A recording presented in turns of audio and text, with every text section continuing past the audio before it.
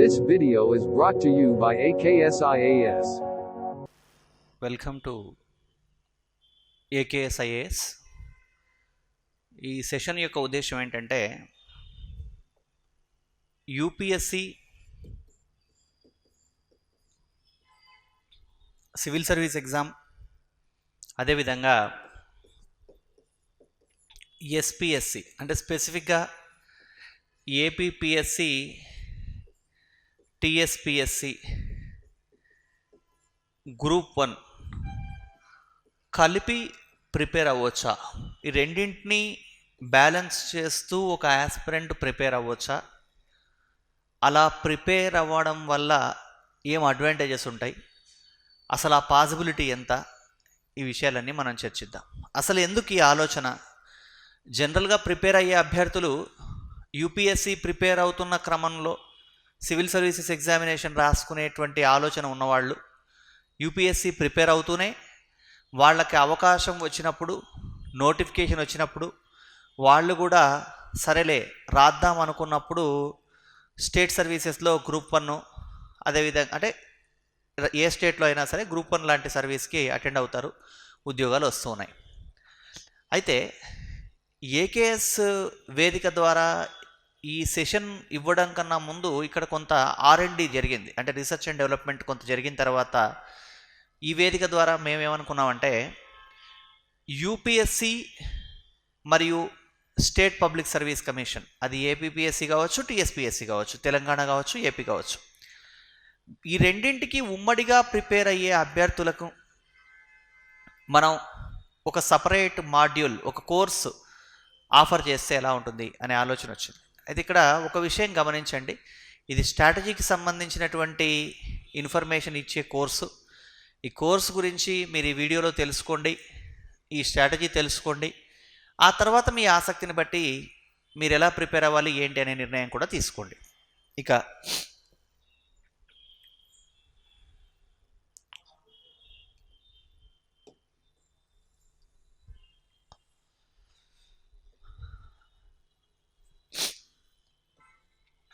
యూపీఎస్సిలో SPSC అని ఎందుకంటానంటే Telangana, AP 2 రాష్ట్రాలు ఉన్నాయి కాబట్టి వీటిలో కామన్ సిలబస్ ఏముంది? మీరు హిస్టరీ తీసుకున్నారు అంటే దీంట్లో కొంత మోర్ ఆర్ లెస్ వేరియేషన్స్ ఉండవచ్చు, కానీ స్టాటిక్ సబ్జెక్ట్ తీసుకున్నట్లయితే హిస్టరీ, పాలిటీ, ఎకానమీ, పేపర్లు పక్కన పెట్టండి, నేను ఒకసారి దీని మీద కొన్ని మళ్ళీ సిరీస్ ఆఫ్ లెక్చర్స్ ద్వారా 1 by 1 మీకు తెలియజేస్తాను. History, polity, economy, SNT, science and technology, environmental issues, ఇలాంటివన్నీ కూడా మేజర్ ఏరియాలన్నీ కామన్గా ఉన్నాయి. తెలంగాణలో తెలంగాణ కల్చర్ అని, తెలంగాణకు సంబంధించిన ఒక సపరేట్ పేపర్ అని, అది తెలంగాణకు సంబంధించి. ఇక ఎథిక్స్ విషయానికి వస్తే మనకి గ్రూప్ 1లో ఎథిక్స్ ఉంది, సివిల్ సర్వీసెస్లో ఒక పేపర్గా ఎథిక్స్ ఉంది. మరి అదేలా సార్? సివిల్ సర్వీసెస్లో ఒక పేపర్గా ఎథిక్స్ ఉన్నప్పుడు, ఇక్కడ ఒక 40 మార్కుల ఏరియాకి ఎథిక్స్ ఉన్నప్పుడు 250 మార్కుల పేపర్కి మనం ప్రిపేర్ అవ్వాల్సిన అవసరం ఉందా? లేదా 40 మార్కులకే 250 మార్కులు చెబుతారా? అలా కాదండి. అంటే కామన్గా ఉన్న ఏరియాలన్నీ కూడా అందరికీ కామన్గా చెప్పడం జరుగుతుంది. మీరు కూడా అలాగే ప్రిపేర్ అవ్వచ్చు, మీరు ఓన్గా ప్రిపేర్ అయినా. అలా కాకుండా ఇప్పుడు అక్కడ మనకి యూపీఎస్సిలో కేస్ స్టడీస్ ఉన్నాయి ఎథిక్స్ విషయంలో. మనం ఆల్రెడీ 2020 డిసెంబర్లో, అంటే ఇప్పుడు జరిగిన ఎగ్జామ్లో మనం చూసాం, ఎథిక్స్ సెగ్మెంట్లో మన కేస్ స్టడీ ఓరియంటెడ్గా ఇవ్వలేదు. బట్ లాస్ట్ క్వశ్చన్ ఏదైతే ఉందో అది కొంచెం థాట్ ప్రాసెస్ అభ్యర్థి ఆలోచించి రాసే విధంగా ఇవ్వడం జరిగింది, అది మీకు తెలుసు. సో ఈ అంశాలను దృష్టిలో ఉంచుకొని మనం ఈ రెండింటికి కలిపి ప్రిపేర్ అవుతే ఎలా ఉంటుంది అనేటువంటిది ఒక నిర్ణయం తీసుకోవాల్సినటువంటి అవసరం ఉంది. అయితే దీనికి సంబంధించి మనం కంప్లీట్ డీటెయిల్స్కి వెళ్ళడానికి ముందు ఇది ఒక బేసిక్ ఇంట్రడక్షన్ క్లాస్ అని మీరు గమనించండి. అసలు అలా ఎందుకు ప్రిపేర్ అవ్వాలి? యూపీఎస్సి ప్రిపేర్ అయ్యే వ్యక్తి యూపీఎస్సికి ప్రిపేర్ అవుతే సరిపోతుంది కదా, మళ్ళీ state public service commission examination రాయాల్సినటువంటి అవసరం ఏంటి? ఇక్కడ గమనించండి, మనం ఒక కాంపిటేటివ్ ఎగ్జామినేషన్ రాస్తూ ఉన్నప్పుడు, మనం నిజంగా సీరియస్ ఆస్పిరెంట్ అయినప్పుడు, ఒక సక్సెస్ అనేటువంటిది మనని ఇంకొంచెం వేగంగా ముందుకెళ్ళడానికి కావలసినటువంటి ఆత్మస్థైర్యాన్ని ఇస్తుంది. అంటే నా ఉద్దేశం ఏంటి అంటే, ఒక సివిల్ సర్వీస్ ఎగ్జామినేషన్ రాయాలనుకున్న యాస్పిరెంట్ అవకాశం ఉండి కొంచెం ప్లాన్ చేయగలిగితే స్టేట్ సర్వీస్ ఎగ్జామినేషన్ రాసేస్తాడు. అయితే ఇక్కడ ఒక చిన్న జాగ్రత్త తీసుకోవాల్సి వస్తుంది. అదేంటంటే, వన్స్ మీరు యూపీఎస్సీకి ప్రిపేర్ అవుతూ ఉన్నప్పుడు ఆ ప్రాసెస్లో మీరు గ్రూప్ 1 లాంటి ఒక ఉద్యోగం వస్తే దాన్ని దృష్టిలో ఉంచుకొని ఆ సక్సెస్ ద్వారా మోటివేషన్ పొంది యూపీఎస్సీ రాయడానికి ప్రయత్నం చేయొచ్చు. ఇంకొక ప్రాబ్లం కూడా ఏంటంటే, మనం గమనిస్తే తెలంగాణ రాష్ట్రంలో మీరు కనుక గమనిస్తే 10 సంవత్సరాల నుంచి గ్రూప్ 1 నోటిఫికేషన్ లేదు.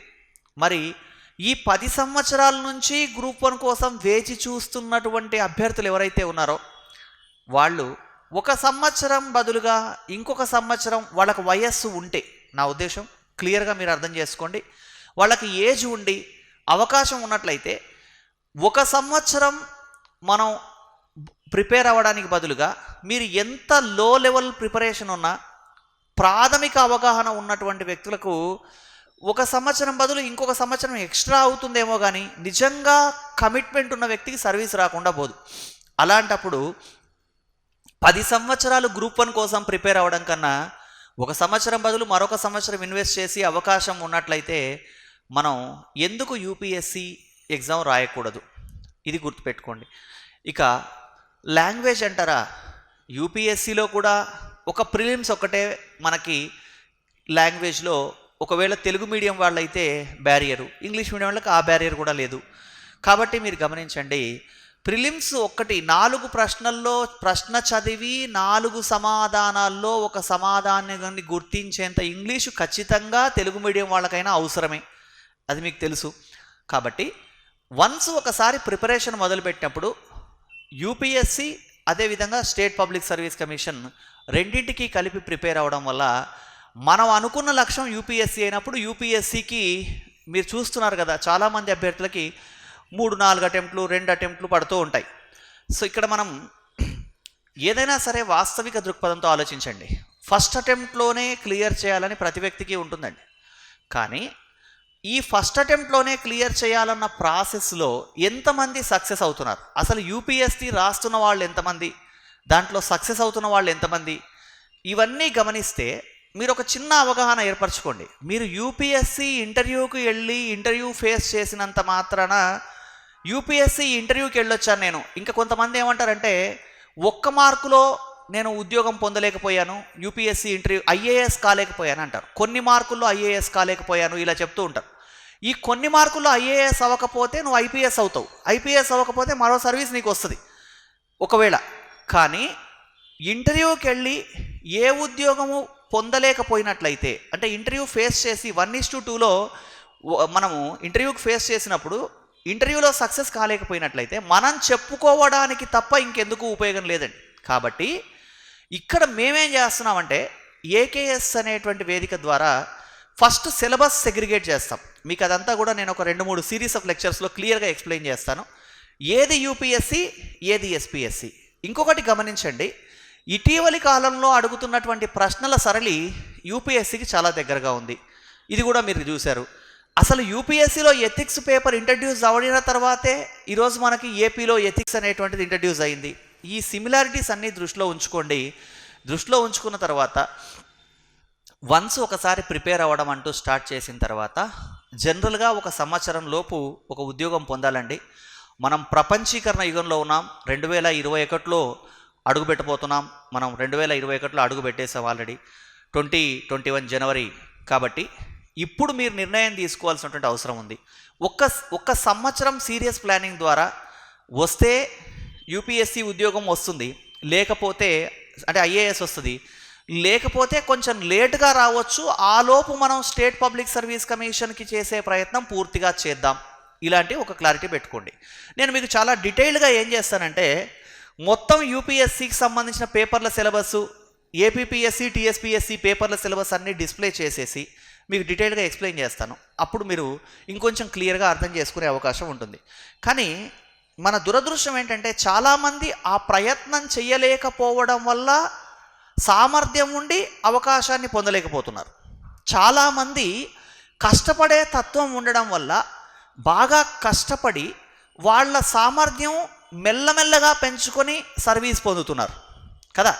కానీ ఒకటి మాత్రం గుర్తుపెట్టుకోండి, ఈరోజు మనకి ప్రతి సోర్స్ అవైలబుల్ ఉందండి. ఈరోజు మీరు మీడియం ప్రకారం తీసుకున్న మ్యాక్సిమం పుస్తకాలు తెలుగులో ట్రాన్స్లేట్ అయినాయి, కోచింగ్ ఫెసిలిటీ డెవలప్ అయింది. ఇంకా క్లియర్గా చెప్పాలంటే మొదటిసారిగా పూర్తి స్థాయిలో అనే మాట ఎందుకు పడుతున్నానంటే, పూర్తి టీముతోటి ఏకేఎస్ వేదిక మీదుగా మేము తెలుగు మీడియంలో సివిల్ సర్వీసెస్ గ్రూప్ 1 ఈ 2, అదేవిధంగా ఇంగ్లీష్ మీడియంలో ఎలాగో మొదటి నుంచి ఉన్నదే ఇంగ్లీష్ మీడియం కోచింగ్ 2 మీడియంస్కి యూపీఎస్సి కోచింగ్ ఇస్తున్నాం. సో దీని ద్వారా ఎవరైతే ప్రయోజనం పొందాలనుకుంటారో వాళ్ళు ప్రయోజనం పొందండి. ఇంకొకటి ఏంటంటే, ఇక్కడ నిజంగా ఇది సరైన విధానమేనా సార్?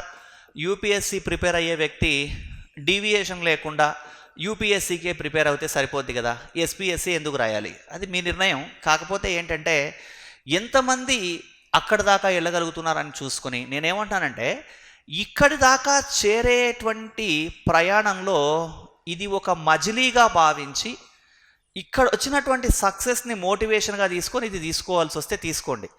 లేదు డైరెక్ట్గా ఇక్కడికే వెళ్ళే అవకాశం ఉంటే ఇంకా అంతకన్నా సంతోషించదగ్గ విషయం లేదు, అక్కడికే వెళ్ళిపోండి. అలా ప్లాన్ చేసుకోండి. ఇక గుర్తుపెట్టుకోండి, సిలబస్లో పాలిటీ ఉందనుకోండి, అంటే యూపీఎస్సీ రాసేవాడికి ఒక రాష్ట్రపతి, రాష్ట్ర పబ్లిక్ సర్వీస్ కమిషన్ రాసేవారికి మరొక రాష్ట్రపతి ఉండదు కదా. సిలబస్ కామనే. అక్కడ డిస్క్రిప్టివే మెయిన్స్, ఇక్కడ డిస్క్రిప్టివే మెయిన్స్. ఇక్కడ మళ్ళీ గ్రూప్ 2 ఐఏఎస్ అని నేను చెప్పట్లా. ఎందుకంటే సిమిలారిటీ ఉండాలి, వాస్తవంగా ఆలోచిస్తే సిమిలారిటీ ఉండాలి. మరి అక్కడ 10 మార్కుల ప్రశ్న, ఇప్పుడు ఎస్పీఎస్సీలో మనకి స్టేట్ పబ్లిక్ సర్వీస్ కమిషన్లో 10 మార్కుల ప్రశ్న వస్తే యూపీఎస్సీలో 12 మార్కులు 12.5 మార్కు ప్రశ్న వస్తుంది. అలాంటప్పుడు ఇక్కడ ఒక చిన్న డిఫరెన్స్ అయితే ఉంది, అది క్రిస్టల్ క్లియర్గా నేను చెప్పగలను. అదేంటంటే, ఇటీవల ఏపీపీఎస్సీ మనకి, ఇక నేను తెలంగాణ పబ్లిక్ సర్వీస్ కమిషన్ గురించి మాట్లాడడానికి ఏమీ లేదు, ఎందుకంటే ఎగ్జామ్ జరగలేదు కాబట్టి. ఇక ఏపీపీఎస్సీలో అయితే కొంత కరెంట్ రిలవెన్స్తో ప్రశ్నలు అడుగుతూ ఉన్నాడు.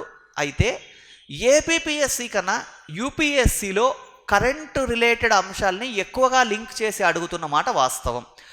ఇవి కాకుండా ఏమవుతుంది అంటే, సపరేట్గా మనకి సెక్యూరిటీ ఇష్యూస్ కావచ్చు, లేదా బయోడైవర్సిటీకి సంబంధించినటువంటి కొన్ని అంశాలు కావచ్చు, సీసాట్లో ఉండేటువంటి పేపర్ కావచ్చు, అంటే జనరల్ స్టడీస్ పేపర్ కాకుండా సీసాట్ పేపర్ కావచ్చు, ఇవన్నీ కూడా యూపీఎస్సీకి ఎక్స్ట్రాగా ఉంటాయి. అంటే మా కోచింగ్ ప్రోగ్రాంలో ఎలా ఉంటుందంటే, కామన్ ఏరియాలన్నీ కామన్గా చెప్పేసి సపరేట్ ఏరియాలని సపరేట్గా చెప్పించడం జరుగుతుంది. నిజంగా ఆసక్తి ఉన్నవాళ్ళు కనుక, ఒకవేళ కనుక మనం సివిల్ సర్వీసెస్ ఎగ్జామినేషన్నే రాస్తున్నామని అనుకొని ప్రిపేర్ అయిపోతూ సీరియస్గా ప్రిపేర్ అయ్యి ఆ ప్రాసెస్లో గ్రూప్ 1 వస్తే సంతోషించండి, రాకపోతే ఐఏఎస్ వచ్చే వరకు వెయిట్ చేయండి. లేదా గ్రూప్ 1 కన్నా ముందే సివిల్ సర్వీసెస్ నోటిఫికేషన్ వస్తే అంతకన్నా, అంటే ఎవ్రీ ఇయర్ నోటిఫికేషన్ అక్కడ ఉంటుందన్న గ్యారంటీ ఉంది కాబట్టి. దేనికి? యూపీఎస్సీకి. మనకి స్టేట్ పబ్లిక్ సర్వీస్ కమిషన్లో అలాంటిది లేదు, ఒక్కోసారి పంచవర్ష ప్రణాళికలు అవుతూ ఉంటాయి. కాబట్టి ఒక సామర్థ్యం ఉన్న వ్యక్తి అది 2021వ సంవత్సరంలో నోటిఫికేషన్ కోసం ప్రిపరేషన్ కాదండి, ప్రిపేర్ అయ్యి సిద్ధంగా ఉండి నోటిఫికేషన్ కోసం వెయిట్ చేస్తూ ఉన్నట్లయితే, ఒకవేళ కనుక వయస్సు ఉన్నట్లయితే, ఈ పాయింట్ చాలా ఇంపార్టెంట్, ఉన్నట్లయితే అది మన ఇగ్నోరెన్స్ అవుతుంది, మనం ఆలోచించుకోవాల్సినటువంటి అవసరం ఉంది. ఒకవేళ కనుక వస్తే మనకి అన్నీ అనుకూలిస్తాయి. కాబట్టి నేను ఏమంటానంటే, సీరియస్గా గ్రూప్ 1 రాయాలనుకున్న వ్యక్తి అయినా, సీరియస్గా సివిల్ సర్వీసెస్ రాయాలనుకున్న వ్యక్తి అయినా, మీరు మీడియం ఏదైనా ఎంచుకోండి, అది తెలుగు కానీ ఇంగ్లీష్ కానీ. సో దానికోసం ప్లాన్ చేసుకునే క్రమంలో రెండింటినీ దృష్టిలో ఉంచుకొని ప్లాన్ చేసుకున్నట్లయితే ఎక్కువ ప్రయోజనం పొందుతారు. ఇక్కడ మనం ఏం చేయబోతున్నాం ఇంకా ఈ సెషన్లలో భాగంగా అంటే, ఫస్ట్ యూపీఎస్సీకి ఎస్పీఎస్సీకి కేవలం క్లాసులు చెప్పి పంపించడం మాత్రమే కాదండి, మొత్తం సిలబస్ చెప్పడంతో పాటుగా ఇండివిజువల్గా, అంటే ఇప్పుడు ఎలాగూ కోవిడ్ కండిషన్, గవర్నమెంట్ పర్మిషన్లు కూడా లిమిటెడ్గా ఉంటాయి, ఇవన్నిటిని దృష్టిలో ఉంచుకొని ఒక లిమిటెడ్ నెంబర్ ఆఫ్ స్టూడెంట్స్ని తీసుకోవడం మాత్రమే కాకుండా, వీళ్ళకి ఆల్మోస్ట్ ఇది ఒక మెంటర్షిప్ ప్రోగ్రామ్ లాంటిదే. అంటే ప్రతి విషయం మీద సిలబస్ చెప్పడంతో పాటుగా ఎలా ప్లాన్ చేసుకోవాలి, ఎలా ప్రిపేర్ అవ్వాలి అనేటువంటి పర్సనల్ గైడెన్స్, వాళ్ళ ప్రిపరేషన్ని దృష్టిలో ఉంచుకొని వాళ్ళు ఒక్కొక్కళ్ళని ఇండివిజువల్గా ఎలా వాళ్ళు మెరుగుపరుచుకోవాలో సూచించడం, దాంతోపాటుగా వాళ్ళు ఏమైనా నేర్చుకుంటున్న క్రమంలో పూర్తి స్థాయిలో ఒక మెంటర్షిప్ ప్రోగ్రామ్ ఇవ్వడం జరుగుతుంది. గతంలో కూడా ఈ మెంటర్షిప్ ప్రోగ్రామ్స్ ఈ వేదిక మీదుగా చేయడం జరుగుతుంది. సింపుల్గా ఒకటి గుర్తుపెట్టుకోండి, కోచింగ్ అనే వ్యవస్థలో కేవలం మనకి క్లాస్కి రావడం, ఫ్యాకల్టీ కంటెంట్ చెప్పడం, వెళ్ళిపోవడం జరుగుతుంది. ఇక మన దగ్గర ఉండేటువంటి ప్రోగ్రామ్ ఏంటంటే గత దాదాపుగా 1.5 దశాబ్దాలుగా భిన్నమైన విద్యార్థుల నేపథ్యాన్ని గమనించిన తర్వాత చాలామందికి ఫండమెంటల్స్ కూడా తెలియని సందర్భం ఉంటుంది. ఎందుకంటే డిఫరెంట్ అకాడమిక్ బ్యాక్గ్రౌండ్స్ నుంచి వస్తారు కాబట్టి ఇక్కడ వాల్యూ యాడెడ్ ప్రోగ్రాము ఖచ్చితంగా ఉంటుందండి. అంటే ఏంటి, మీకు అది కంప్లీట్గా బేసిక్స్ నుంచి చెప్పడం జరుగుతుంది.